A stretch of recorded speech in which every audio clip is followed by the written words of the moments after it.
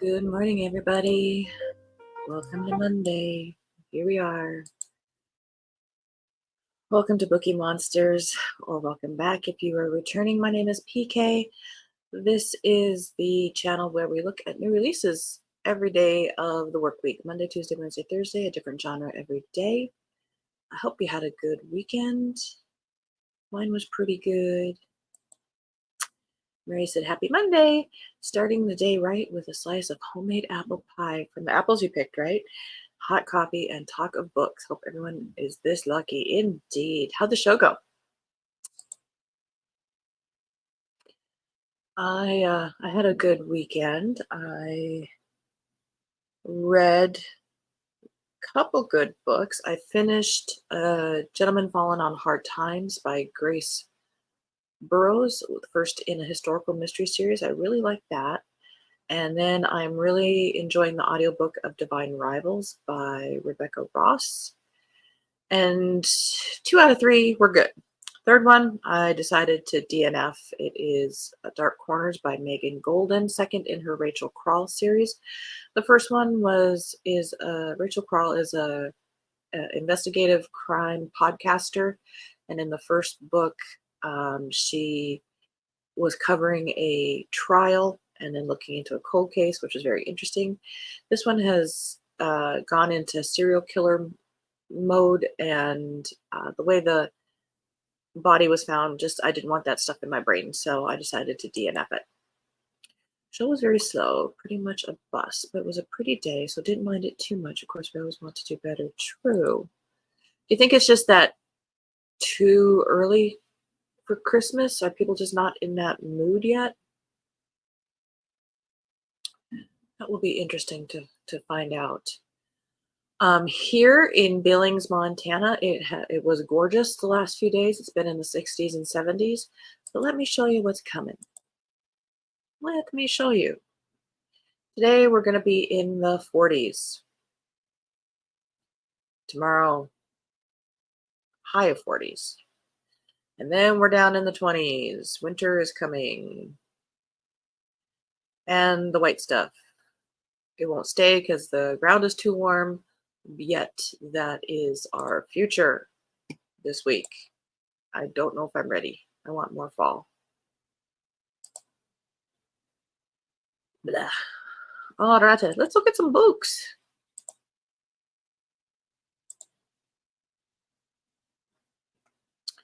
Let's see, are we on the right day? Where's the days? Yeah. We'll start here.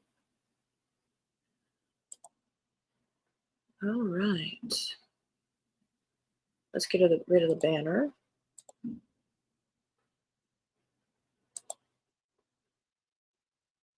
Let's get rid of that. Let's get rid of tabs we don't need. Murder in a Somerset Village. Second in series by John Harris. When an amateur sleuth's pub colleague is bumped off, can she work out who called time at the bar? Since getting her life back on track after being wrongly accused of murder, Julia Ford is finally realizing her ambition of opening a bookshop in the sleepy English village of Little Rhyme. But best laid plans and all that, things go awry when she stumbles upon the body of Barry, who works alongside her in the local pub. That another murder has occurred doesn't take much deducing. The knife sticking out of his back strongly suggests it was no accident. This is just the beginning of a series of strange occurrences, including stolen diggers, giant haystacks, haunted playground swings, and human remains that drag Julia, kicking and screaming, into another serious-ish investigation.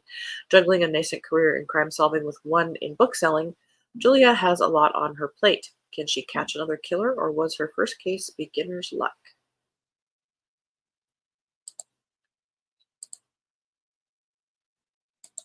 We don't need to solve the crimes.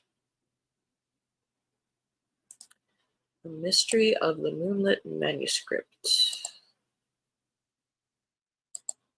by Miranda Rose Barker, 6th in series, 59 pages. Take a look at the cover. Very pretty cover with the book like that, but we're not going to look into it more than that, being 59 pages. Stephanie Barron, I'm afraid this is her last one. I like this series. I have to reread it, at least the first few. It's been a while. Jane and the Final Mystery, being a Jane Austen mystery, book number 15 by Stephanie Barron. The final volume. Oh, March 1817. As winter turns to spring, Jane Austen's health is in slow decline and threatens to cease progress on her latest manuscript when her nephew Edward brings chilling news of a death at his former school, Windsor College. Not even her debilitating ailment can keep Jane from seeking out the truth. Arthur Prendergast, a senior pupil at the prestigious all-boys boarding school, has been found dead in a culvert near the school grounds, and in the pocket of his drenched waistcoat is an incriminating note penned by the young William Heathcote, the son of Jane's dear friend Elizabeth. Windsor College is a world unto itself, with its own language and rites of passage, cruel hazing, and dangerous pranks. Can Jane clear William's name before her illness gets the better of her? I like that series because the author uses the same language as Jane Austen, and which is satisfying to my brain.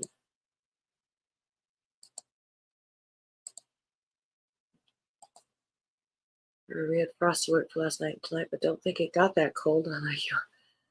As they say, indeed. Yeah.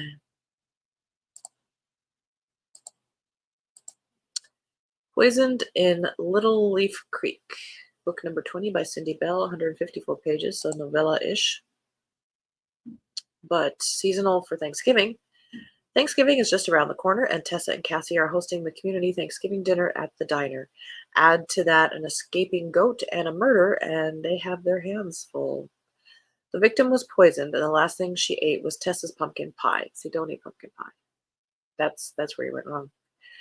Rumors are rife that Tessa is the murderer, so determined to clear her name, Tessa joins forces with Cassie to find out what really happened. But without much to go on, they quickly discover that finding the culprit isn't as easy as they envisioned. Will the murderer be caught before Thanksgiving dinner, or will Tessa spend it behind bars? Recipe included pumpkin pie, which had the poison in it. Then a couple that we don't have clickables. The Student Body and Bodies of Water, book 3 and 4. So I'm thinking these are re-releases.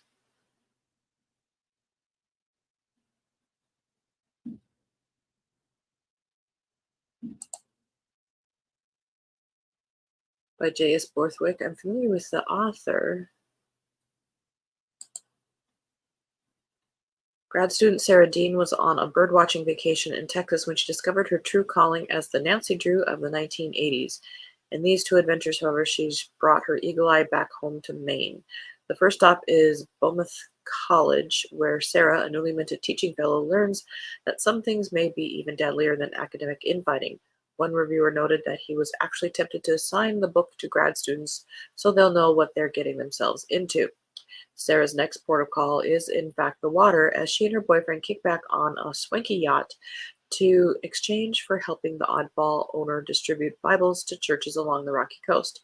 It's all smooth sailing until another passenger turns up dead, and Sarah realizes with some terror and just a little sleuthly delight that a death on a ship at sea is just a waterlogged version of a locked room mystery.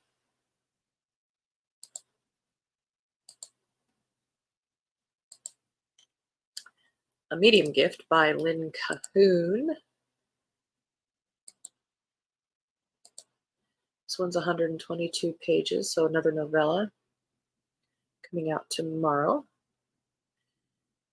The fourth and final episode, they're calling it an episode, of Eddie Case's return home to New Orleans. Eddie's dealing with her murderous aunt, along with trying to finish up Uncle Arthur's love nest before Nick finds out. Due to a stray thought Eddie forgets to control. And there's the Claiborne estate to finish, not to mention figuring out all the college entrance hoops with Lilac. When did Eddie's life get so complicated? Try reading that sentence. Eddie's ready to tie up all the loose ends until someone else dies, and she finds out she's next on the killer's list.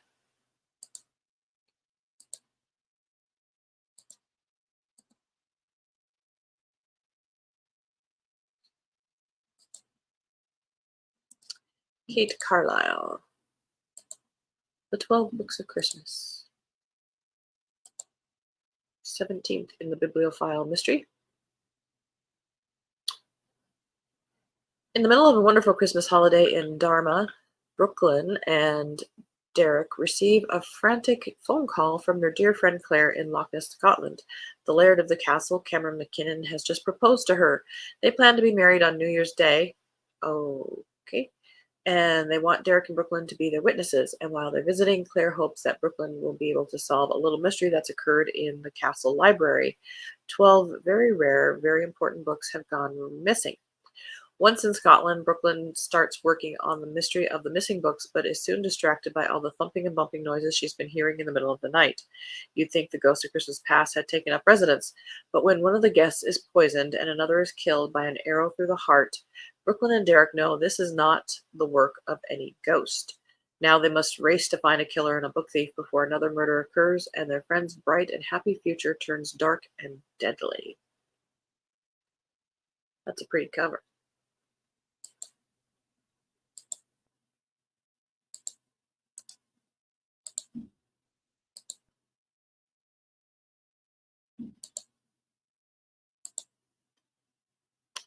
A Parfait Crime, Book 9 by Maya Corrigan, 5-ingredient mysteries series. At the site of a fatal blaze, Val's boyfriend, a firefighter trainee, is shocked to learn the victim is known to him, a woman named Jane, who belonged to the local Agatha Christie book club and was rehearsing alongside Val's grandfather for an upcoming Christie play being staged for charity. Just as shocking are the skeletal remains of a man found in the freezer. Who is he and who put him on ice?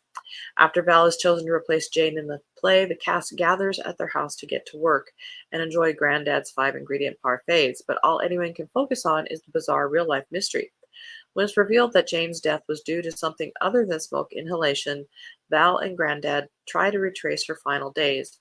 As they dig into her past life, their inquiry leads them to a fancy new spa in town, where they discover that Jane wasn't the only one who had a skeleton in the cooler. Dot, dot, dot, dot, dot.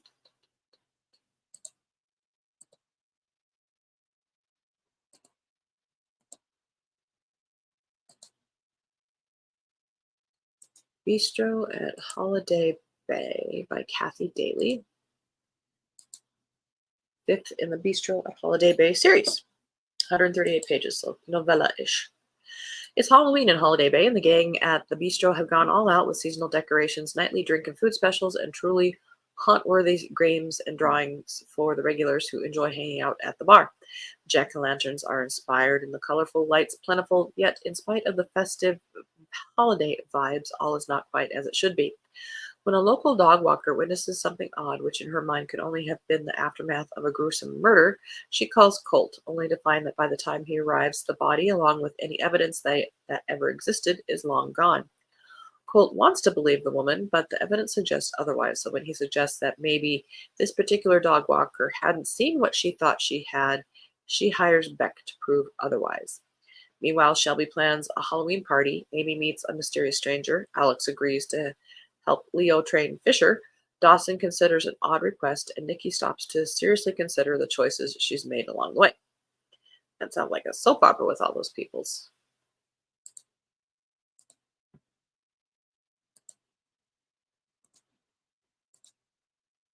Murder Uncorked by Maddie Day. Well-known name.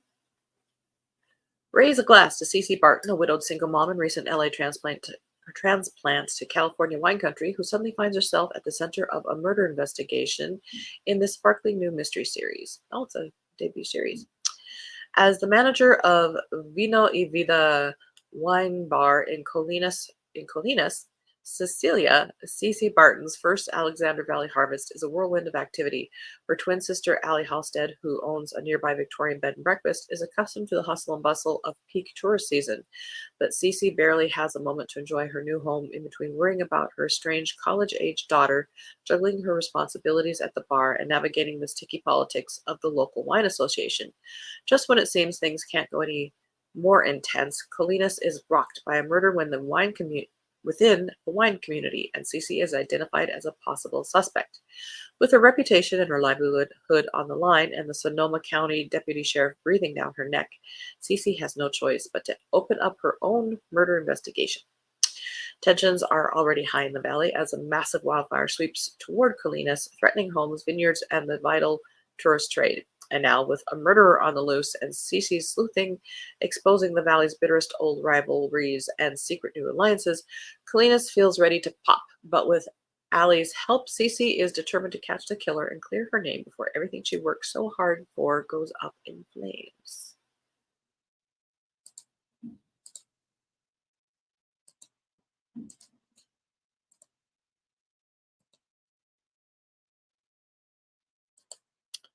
Good morning, Scorpio.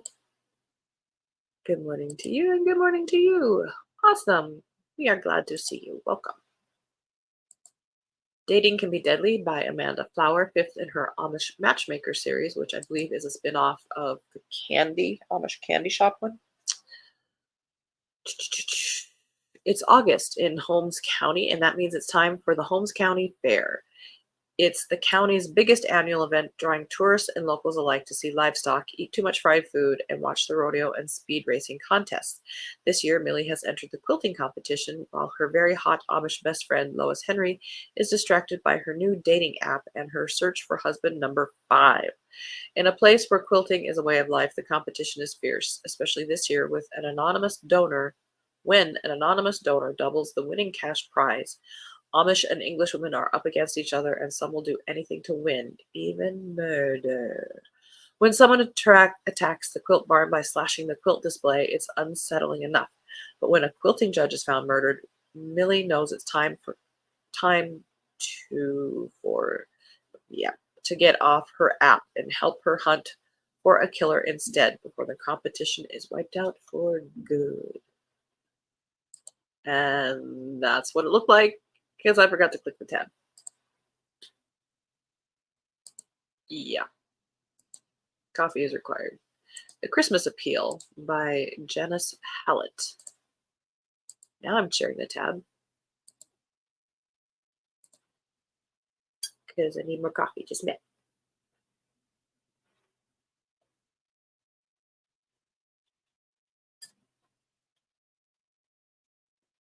I don't know which one this is in a series, but I believe this is a series.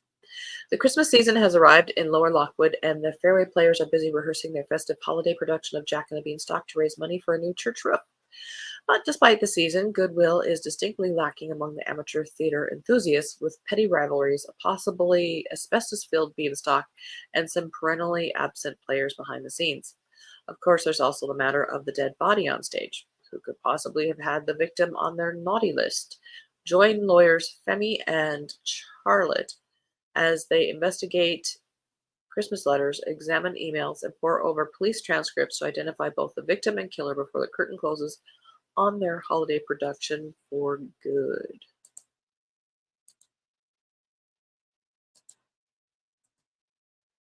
Agatha Christie, Hercule Poirot, Silent Night. We did this one.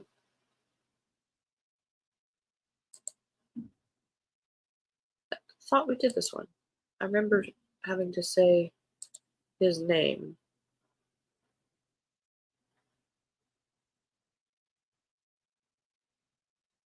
Let's look at the cover and move on, because I think we did that one already. That one's by Sophie Hannah. She has taken over the Hercule Poirot character. The Body at Rookery Barn by Kate Hardy, first in the Georgina Drake mystery. Georgina Drake's retirement plan: join a Pilates class, take up gardening, and solve a murder?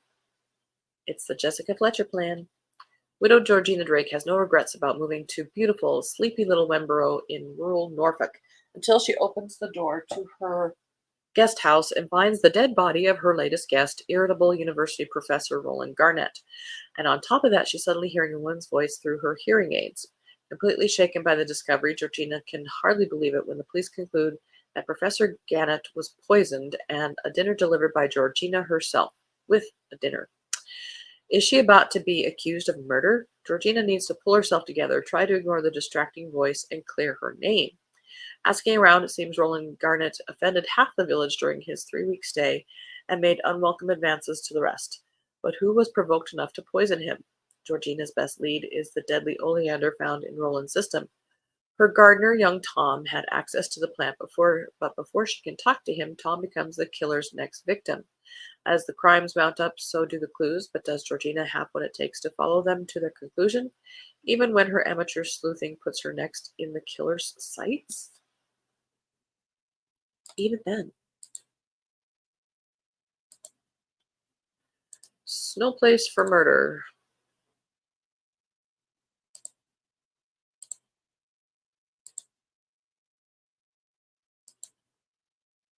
Third in the Mountain Lodge series by Diane Kelly. International resort developer Nigel Goodwin has traveled all the way from London, England to Misty Murphy's little corner of North Carolina and bought out the Mountaintop Lodge for the week prior to Christmas. His intention, to pitch an exclusive new resort concept to wealthy American investors. But locals are at odds over the idea, and when a group comes to the lodge to express their worries to Mr. Goodwin and the potential investors, a blizzard hits Beach Mountain. Like the weather outside, things quickly get frosty, and Misty has to call local police to intervene. Handyman Rocky Crowder plows the lodge's drive, and in an attempt to regain a jovial holiday atmosphere, smooths the snow pile into a makeshift sledding hill for the guests to enjoy. Misty's boys have finished their exams and are home from college for the winter break, planning to spend most of the time snowboarding at the ski resort. While taking a few runs down Rocky's sledding hill, they discover a funny looking nose shaped rock. Only it's not a rock. It's the frozen nose of Nigel Goodwin, who's found dead and buried under the mound of snow. Who put the developer on ice and why? Because he was nasty. They said that already.